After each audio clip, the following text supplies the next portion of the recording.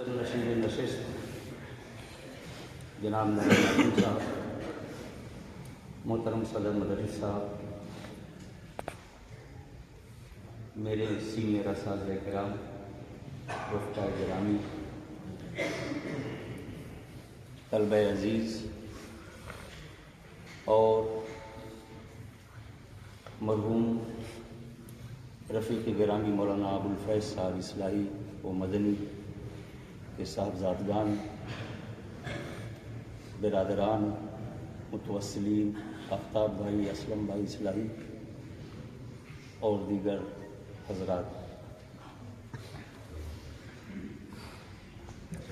वही चिराग बुझा जिसकी लौ क़यामत थी,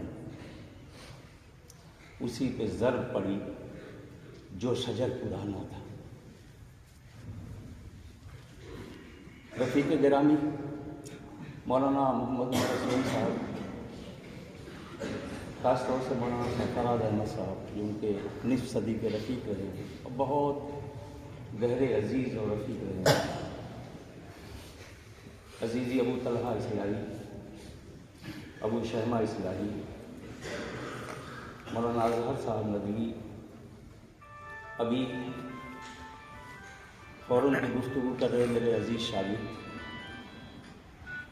और दीगर हज़रात से आपने मौलाना मरहूम मक़फूर और भाई खुर्शीद अनवर साहब की खूबियों पर बड़ी तफसील से गुफ्तगू समाअत की है।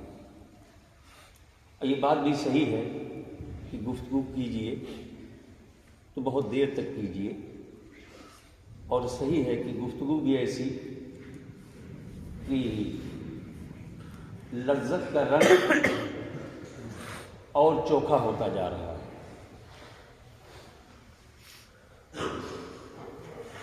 वरक़ तमाम हुआ और मध्य बाकी है, सफ़ीना चाहिए इस बहरे बेकरां के लिए।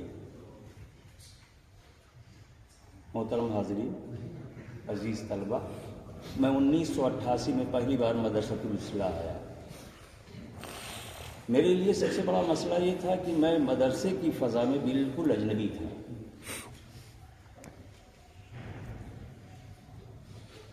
और उस वक्त यहाँ का तहज़ीबी रवैया अब से बहुत ही मुख्तलिफ था। बोर्डिंग में तलबा की तादाद अब से कुछ कम थी, लेकिन तहज़ीबी रख रखाव बड़ा ही बुलंद था। अरबी के मुंतही तलबा के लिए ये जो दारुल इक़ामा कदीम जिसे कहा जाता है, उसमें ये बहुत ही मुनज़्ज़म तरीके से अरबी के मुंतही तलबा को रखा जाता था, और इसे छोटी बोर्डिंग या अरबी दो मसूम तक के तलबा के लिए मखसूस रखा गया था, जिसे जदीद दारुल इक़ामा कहते हैं। इन दोनों दारुल इक़ामा के दरमियान मसाफ़त के तो आप देख रहे हैं कि बहुत तवील नहीं है मसाफ़त, लेकिन तहज़ीबी रवैये ऐसे थे कि दोनों दारुल इक़ामा के दरमियान बहुत लंबी दूरी थी। छोटे तलबा इस बोर्डिंग में जाने का तस्वुर ही नहीं करते थे। चूँकि मैं बहैसियत मदरस यहाँ मुक़र्रर हुआ था, लेकिन उम्र के एतबार से बस वही 22-23 साल की मेरी उम्र थी, और मेरा ख्याल है कि अरबी हफ्तुम वगैरह में उस वक्त वही 20 और 22 साल के तलबा हुआ करते थे, मेरी हमउम्र तलबा होते थे।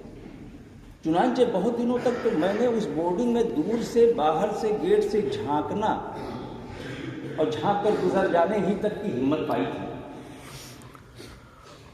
चंद तलबा थे जिन्होंने मस्जिद में मुझसे मुखातब होना पसंद किया था, जिसमें डॉक्टर राशिद भी थे, इनके साथी सऊद इस्लाही असाड़ा और बहुत सारे। गरज ये कि एक दिन मौलाना अब्दुल मजीद साहब नदवी मरहूम मक़फूर से अर्ज़ किया कि मैं दारुल इक़ामा देखना चाहता हूँ। कभी गए नहीं आप? मैं गए। दारुल इक़ामा में पहुँचा, एक साहब उस्ताद ऐसे ही कुछ असर बाद के वक्त तक घूम रहे, सलाम किया, कहने आइए आइए। कहाँ से आए? बताया कि मैं यहीं से हूँ, अभी मेरा ताज़ा तकर्रुर हुआ। आइए ठीक है, ले गए अपने कमरे में। वो शायद किसी और उस्ताद का कमरा था जिसमें वो कुछ देर के लिए क़याम करते थे दोपहर में। वहाँ उन्होंने मुझे बिस्किट और पानी سے میری تواضع کی. جب میں نے ان کے بارے میں پوچھا کہ آپ اپنا تعارف، ان کا مجھے ابو الفیض کہتے ہیں. میں مدرسۃ الاصلاح کا فارغ ہوں اور یہاں تدریسی خدمت انجام دیتا ہوں. چونکہ مکتب اور عربی کی درسگاہ الگ الگ تھی، ابھی میرا بالکل نیا میری آمد تھی تو تعارف نہیں تھا ان سے. دوسرے دن پھر دفتر تعلیمات میں ان سے ملاقات ہو گئی. ان کا دوپہر میں آئیے گا انٹرول میں، جہاں تک ملاقات ہوئی. دوسرے دن پھر میں دوپہر میں پہنچا تو گھر سے کچھ ناشتہ وغیرہ لے کے آتے تھے. ناشتے میں شریک کیا انہوں نے. اس طرح سے روزانہ میری ان کی ملاقات.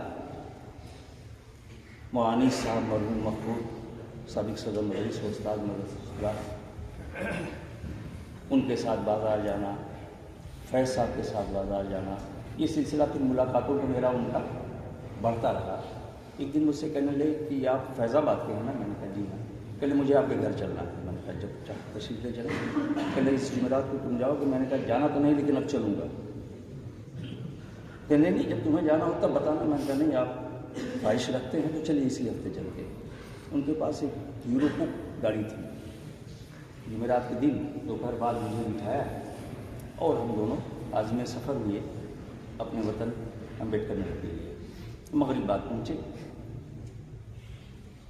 بہرحال کھانا پینا، عشاء کی نماز، دیر تک گفتگو، گاؤں کے 2 لوگوں میں نے بلا لیا، تعارف ہوا، سوئے. صبح میں فجر بعد ناشتے کے بعد کہنے کہ میں ایک ضرورت سے آیا ہوں. میں نے کہا فرمایا. تو اینٹ وغیرہ کی ضرورت تھی. بھٹے والے سے کسی سے ان کا رابطہ تھا، کیسے تھا. بہرحال وہ اپنی ضرورت انہوں نے بتائی. میں ضرورت کے مقام تک لے گیا اور پھر دوپہر بعد ہم لوگ وہاں سے جمعہ کی نماز پڑھ کے مدرسے کے لیے آ گئے. ابھی پچھلے سال کورونا کے مان بعد ابھی اسکول کھلا نہیں تھا، لیکن آمد و رفت کے لیے پولیس نے تھوڑی سی ڈھیل دے رکھی تھی.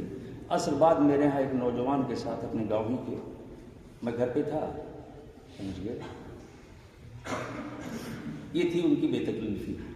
بغیر بتائے پہنچ گئے اور پہنچتے ہی کہنے کہ ایسا ہے میں چند منٹ کے لیے آیا ہوں آپ سے ملاقات کے لیے، جلدی سے ناشتہ منگوائیے. بہت اچھی بات. میں فوراً گھر میں گیا، بتایا مہمان میرے، ناشتے وغیرہ انتظام ہونے لگا اور چند ہی منٹ بعد ناشتہ ان کے سامنے آیا. ناشتہ کرتے ہوئے کہہ رہے ہیں کہ بہت بھوک لگی تھی، سوچا کہ تمہارے یہاں چل کے کچھ کھا لوں. میں نے کہا کہاں آئے، کہاں تھے آپ؟ ناشتے کے لیے سرائیلی سے آئے ہیں؟ کہ نہیں میں بسخاری آیا تھا. جن کے آیا تو انہوں نے صرف 1 کپ چائے پلا کے ڈرفا دیا. سوچا خاور صاحب یہ تو 10 کلومیٹر سے چل کے ناشتہ کرتا ہوں ان کے یہاں. میں نے کہا کہ بہت اچھا کیا آپ نے، گھر آئے آپ. اور جب میں ناشتے کی ٹرے گھر میں لے کے پہنچا واپس تو میرے اہلیہ نے کہا کہ مہمان کو جانے مت دیجیے گا، بہت دور کا سفر ہے، اب تو مغرب کی نماز ہونے والی، چند منٹ باقی ہے. یہ بات آج میں نے کہی. دیکھیے ایسا ہے میں تو نہیں، لیکن گھر والے کہہ رہے ہیں کہ اب مولانا کو جانا نہیں ہے، بہت دیر ہو جائے گی. پہلے کچھ نہیں، ابھی عشاء کی نماز پڑھ کر کے میں گھر سے فون کروں گا آپ کو، پہنچ جاؤں گا میں اس روز. میں کہا مولانا ایسا نہ کیجیے، فجر کے وقت جتنی سویرے چاہیے کہ میں آپ کو رخصت کر دوں گا، کوئی مسئلہ نہیں ہے، کل چھٹی بھی ہے، ابھی اسکول چل بھی نہیں رہا ہے. ان کا نہیں جو میرا پروگرام ہے وہ تو ہے، مجھے واپس جانا ہے. چنانچہ بزید ہو کے بمشکل تمام وہ 10 کلومیٹر بھی نہیں چلے ہوں گے، مغرب کے وقت ہو گیا ہوگا. عشاء بعد میرے یہاں فون آتا ہے کہ میں بخیریت گھر آ گیا ہوں. گھر میں بھی اپنے اطلاع کر دو میں خیریت سے آ گیا ہوں. بہت بہترین آدمی، بہت بہترین آدمی تھے. ناراض بھی ہو مجھ سے کئی ایک بار، کئی ایک موضوع پر میری ان کی تھوڑی سی تیز گفتگو بھی ہوئی، لیکن وہ ایسا کچھ نہیں. دوسرے دن اسی تپاک سے، اسی محبت سے.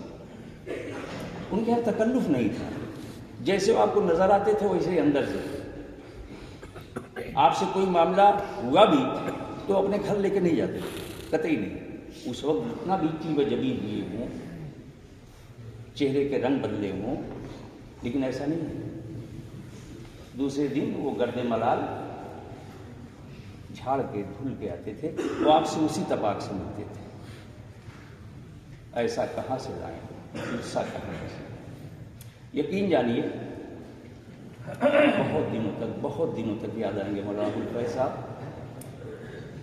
میں تو نہیں کہتا کہ مولانا ابوالفیض صاحب جیسا کوئی نہیں ہوگا، بہت اچھے اچھے لوگ میرے ساتھ ہیں، بلکہ مجھ سے سب لوگ اچھے لوگ یہاں ہیں، لیکن مولانا ابوالفیض صاحب اب نہیں ہیں۔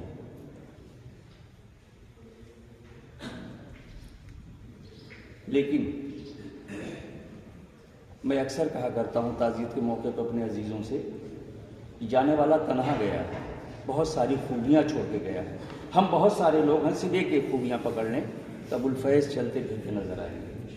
اسی مدرسۃ الاسلام میں ابوالفیض ڈیلی ملیں گے آپ کو، ایک ایک خوبیاں، جو خوبی جس کو پسند آئی ہو وہ خوبی میں اپنا لوں، ہمیں بہت سارے ابوالفیض مل جائیں گے انشاءاللہ۔